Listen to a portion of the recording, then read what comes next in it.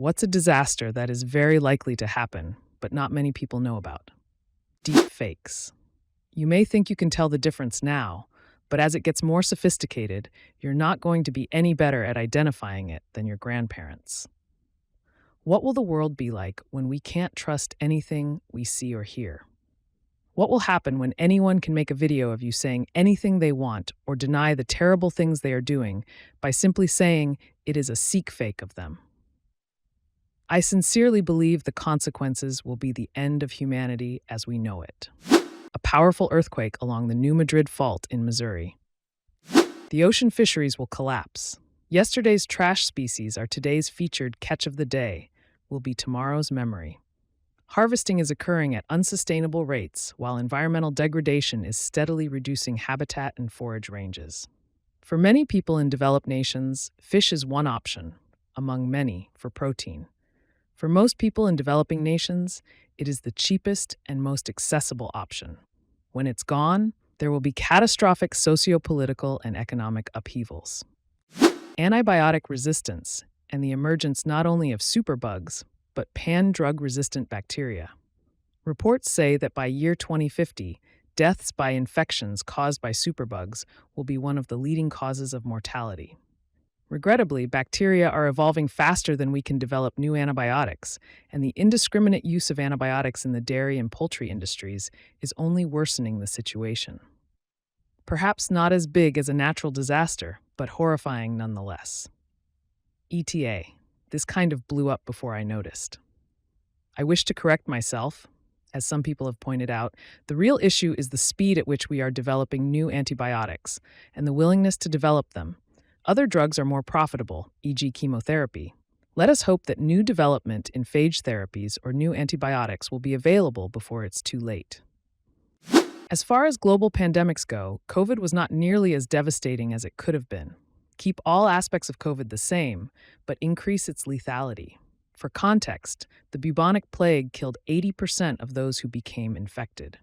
If something with the same transmittability and lethality as the bubonic plague manifested today, especially now that we've seen how people respond to pandemic controls, we'd be finished. AMOC, Atlantic Meridional Overturning Circulation, slowing, halting. Melting of northern latitude glaciers are effectively hosing the North Atlantic Ocean with cold, fresh water, disrupting the global conveyor belt in the ocean, which redistributes heat across the planet. If AMOC slows enough, which we're looking at happening within decades, not centuries, global weather patterns will shift entirely. Western Europe will freeze, the southern hemisphere will retain much more heat, sea level rise will increase significantly, the oceans will lose some of their capacity to sequester CO2, which in turn increases atmospheric warming, melting of glaciers, etc., generating a positive feedback loop. We really don't want AMOC to stop, lol. There is going to be a serious disaster when you get very high humidity and temperature. It's called a wet bulb event. Death rates in that city will be very high, and if it hits Mecca during the Hajj, the death rate will be astronomical.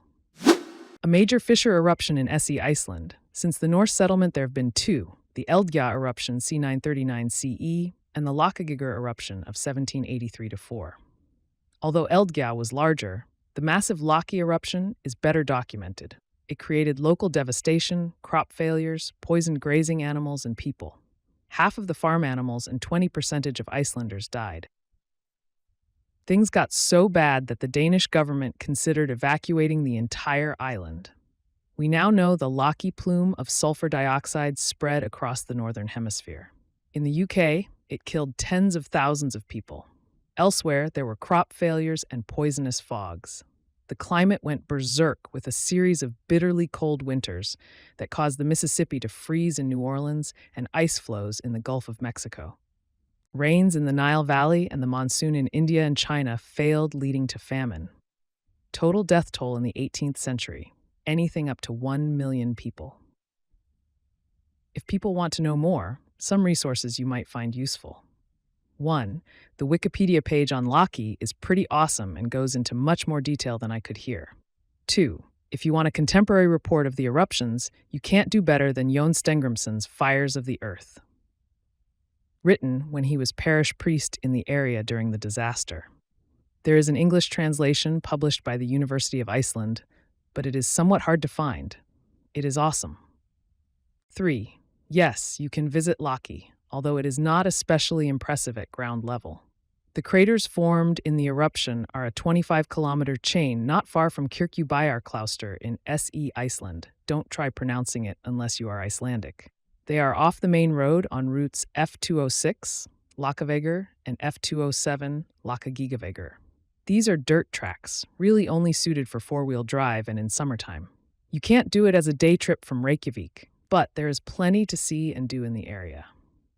4. If you want the best scientific paper about the effects of Laki, then I would recommend Stephen Self and Thorvaldur Thordarson's Atmospheric and Environmental Effects of the 1783-1784 Laki Eruption, a Review and Reassessment. 5.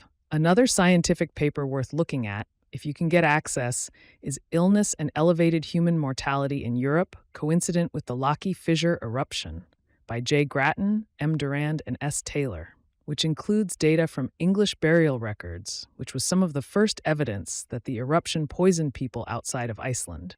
The global water scarcity crisis. While climate change, natural disasters, and other environmental issues are often in the spotlight, the looming shortage of freshwater resources poses a massive threat to billions of people in the near future. Why water scarcity is a major threat. Rapid population growth. As the global population increases, the demand for water grows. Agriculture, industry, and household needs all rely heavily on fresh water, and we're using it faster than it's being replenished in many regions. Overuse of groundwater. Many areas, especially in heavily agricultural or industrialized regions, are over-extracting groundwater from aquifers that take decades or centuries to recharge.